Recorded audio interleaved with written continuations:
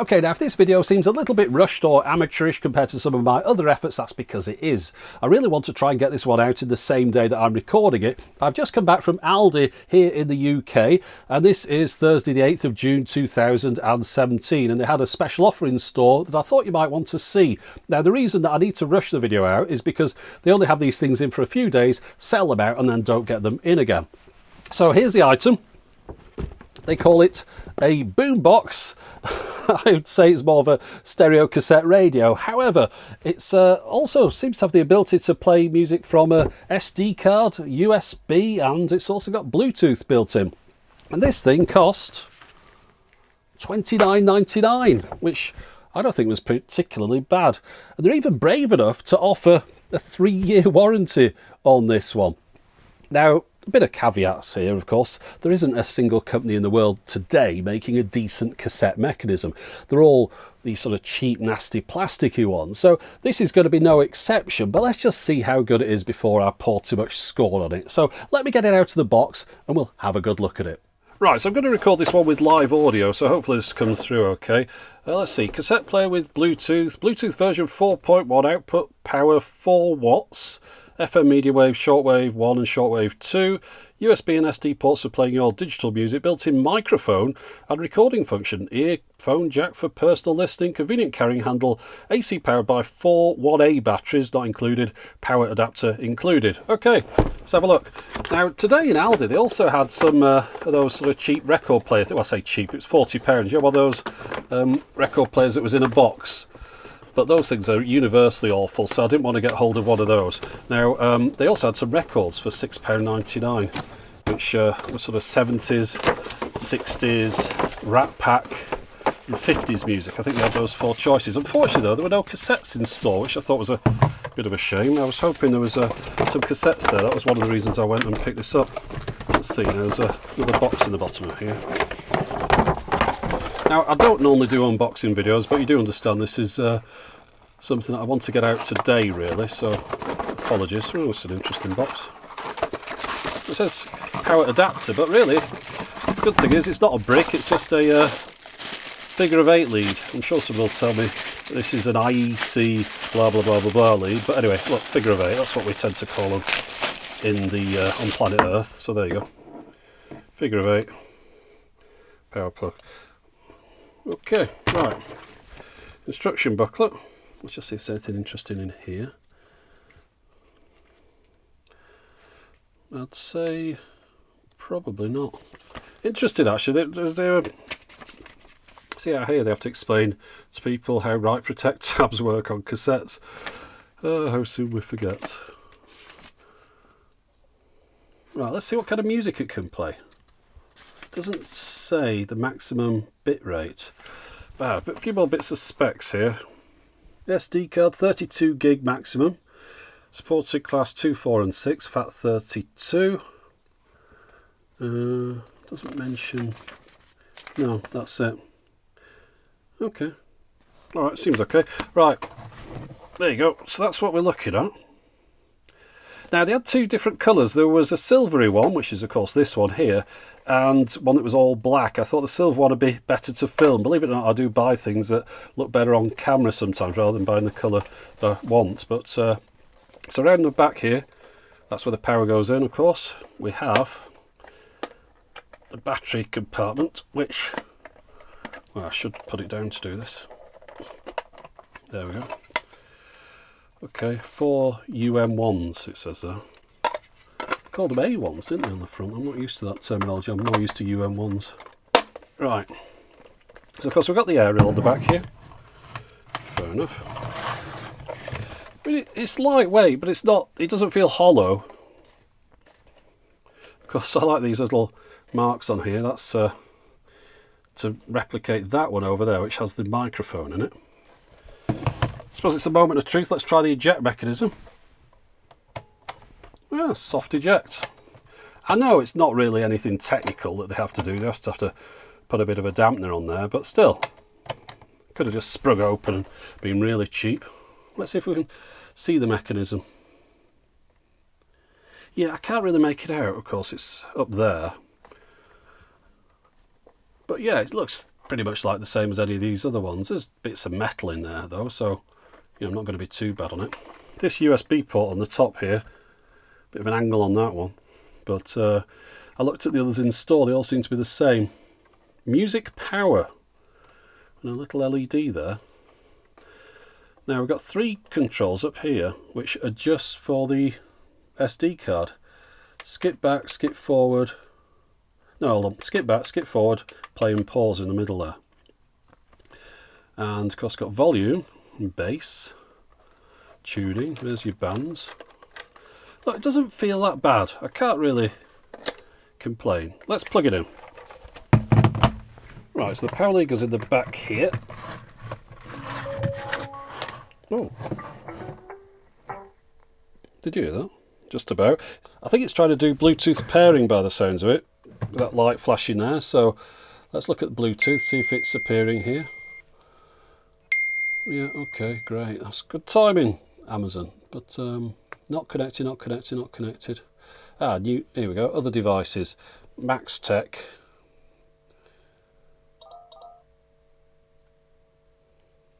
Well, the blue light stopped flashing. So I'll tell you what. The first thing we'll play of this. Let's play some music. Oh. Ah, it's playing a podcast. This week we'll be talking about the social care. I best stop that. I've had the BBC complain before, you know. I showed a tiny little bit of the iPlayer once, and they asked for a video to be tucked down. It was only the interface to the iPlayer gits. Anyway, okay, let's play one of these.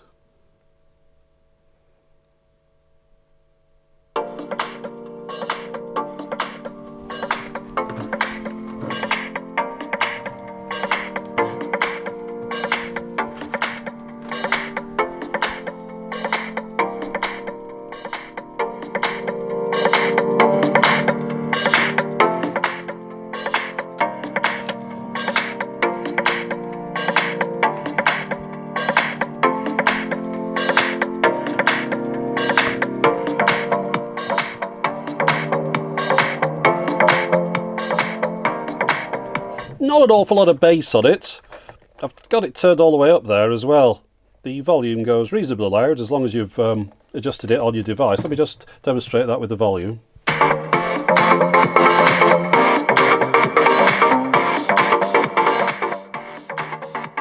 Glad to see no rattling. That's something that you quite often get when you turn the sound up. Of course, having less bass will mean that it's got less things that are going to rattle, but yeah, it seems to work. Now, there's no point in me playing anything, I don't think, from the USB or SD card. Well, actually, no, I should do that because someone will complain if I don't. But the reason that it started up in that mode is because we've got it set here to music, which is Bluetooth. So if I turn that to tape, see that light goes out over there?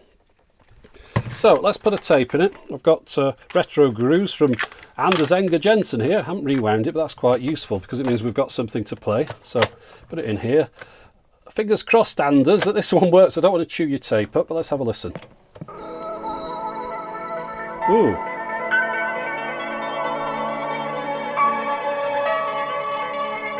Oh dear.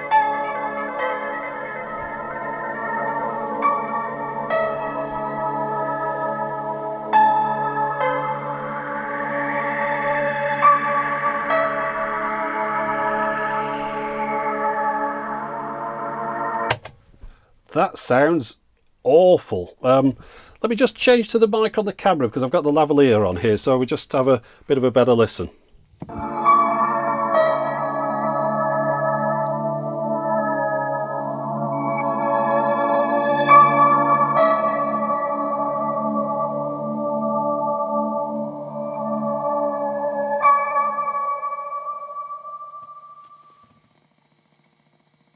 Now, I'll tell you what we'll do. We'll just rewind that for a second.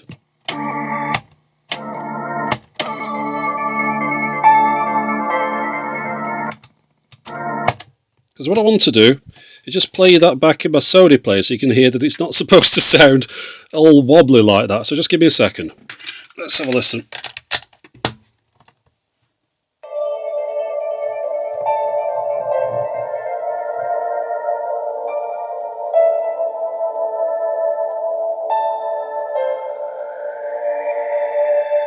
So hopefully you can make out from that the cassette player I've just bought from Aldi has terrible wow and flutter. In case you don't know, wow and flutter refers to the variations in the tape speed, which causes a wobbling on the sound. Just have a listen again.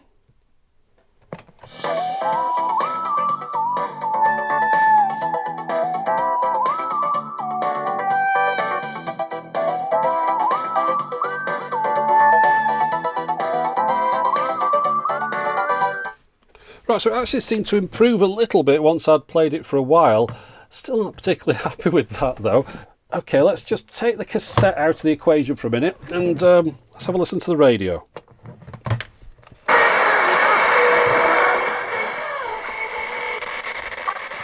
In fact, it's Rita. Tweet me at BBCR1. Snake Hips and Zayn now. This is cruel.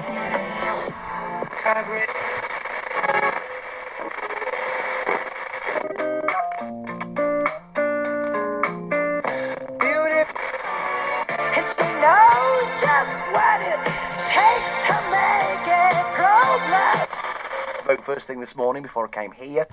We were at the polling booth for 7 o'clock. Yes, not showing off, I'm just saying 7 o'clock. I did want to show off because I wanted to boast that I was the first person there to vote.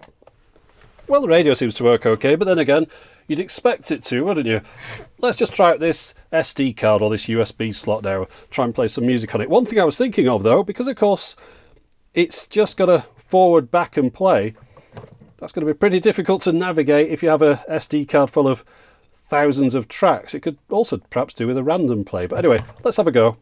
Right, so I put 4 tracks on this SD card. Let me try this in here. Is that it? Yeah. Doesn't go very far in. Okay, well, let's have a go.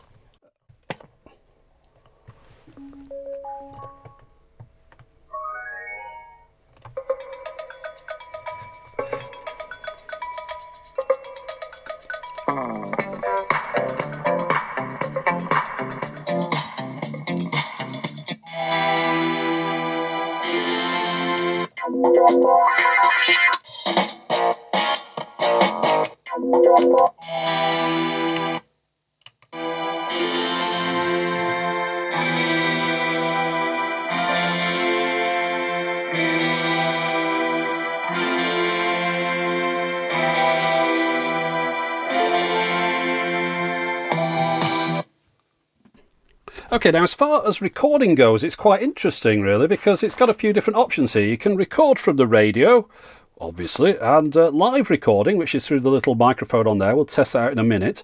And record from the SD card or the USB source, so you can play your MP3s into this and then record them onto the tape, which is unusual. And then you can also record from the Bluetooth source. So let's try those things out. So first off, we'll try recording from the inbuilt microphone to see what that sounds like. So I've got a blank tape here. Now, I should mention this is a Chrome tape, and this device has no ability to be able to select what tape type you're using. And of course, there's no kind of Dolby noise reduction either. But with that in mind, let's just have a go with this. So all I need to do to record onto it is to leave it in the tape position. If I press down the record button on its own, that presses both the record and play together, and now I'll be getting picked up by this microphone here. So let's just stop that, rewind and have a listen. Press down the record button on its own, that presses both the record and play together, and now I'll be getting picked up by this microphone here. So let's just... Yeah, that sounded okay. There was a little bit of flutter in the background, and I think that's because it's picking up a bit of the Wi-Fi signal that I've got in this room. I noticed when I turn off the Wi-Fi device, that little flutter seems to disappear. But anyway, let's try something else now. We'll record off the radio. Got to watch we don't record anything that's copyright, so let's try and find someone talking. I do notice it's a little bit difficult on this radio to get it tuned exactly where you want. As soon as you let go of the button, it seems to move itself a little bit out of position.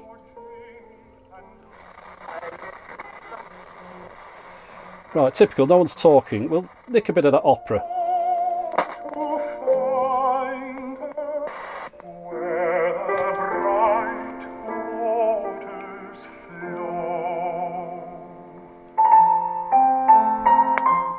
Right, hopefully that's enough of that. So let's have a listen.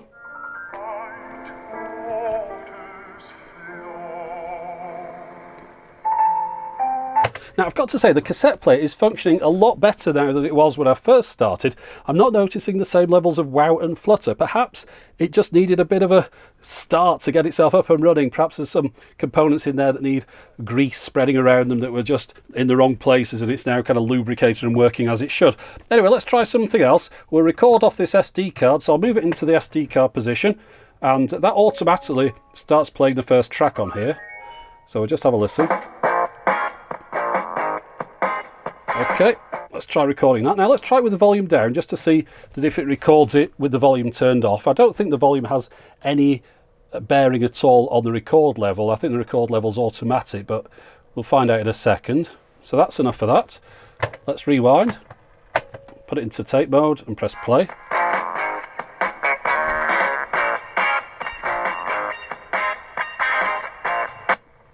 Yeah, so the volume doesn't affect the record level. I should say it sounded like it was coming in a little bit hot there, though, on the automatic recording level. And then finally, let's just have a go with playing some Bluetooth audio through to this. I'll take out the SD card.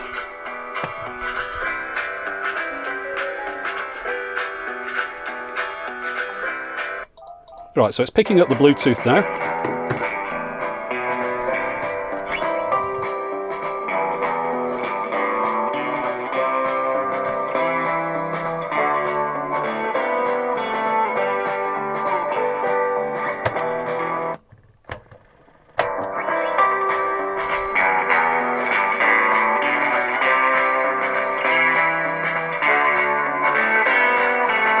Yeah, the cassette is definitely functioning better than it was when I first started, so I'll say that it's functioning adequately for a device of this price. It's nowhere, of course, near the quality that you get out of a proper hi-fi deck, but for a £30 device, it sounds about as good as you could possibly expect. If you've seen any of my other videos about cassette players, you'll know that I always recommend people buy an old device, a second-hand one from the 80s or 90s if they're looking for quality. However, not everyone wants to risk getting an old device which might not work, and besides which, not everyone wants to buy second-hand. But if you're going in the shops now to buy a new cassette recorder, well, there's very little to choose from, so I can't be too picky with this particular device. Perhaps the cassette side of it is the weakest component because it doesn't sound particularly brilliant, but I've got to say it also doesn't sound horrible either. Once it's got up and running, it sounded passable. And of course, on top of that, this device also has an MP3 player, a radio and a Bluetooth receiver. The speakers do sound a little bit thin, perhaps a bit tinny. You're not going to get any bass out of them, but look, for £30 it's something that I can't wholeheartedly recommend, but I've also got to say it's not completely awful either. Okay, I've jumped in on top of my own video here. I told you this thing was amateurish, but I wanted to show you this page from Urban Outfitters in the UK. They are attempting to sell this cassette tape player for £35 online only. And just look at it. A piece of plastic, horrible nonsense. Just, oh, and look, 3 buttons. Now, I don't know if you remember buying a personal stereo in the 1980s, a cheap one, the cheapest ones you could possibly get, would have 3 buttons on them. They'd have stop, play and fast forward. In fact, my first personal stereo was like that. I picked it up from Dixon's in the UK. It was the Seisho brand and it cost me £9.95. It was all I could afford at the time. But now, many years later, they're trying to knock out the same thing for £35. So it really does put the price of the Aldi device into perspective. And when you consider that, I'll give it a bit of a break. So for £30, you know where to get them if you want them. But that's it for the moment. As always, thanks for watching.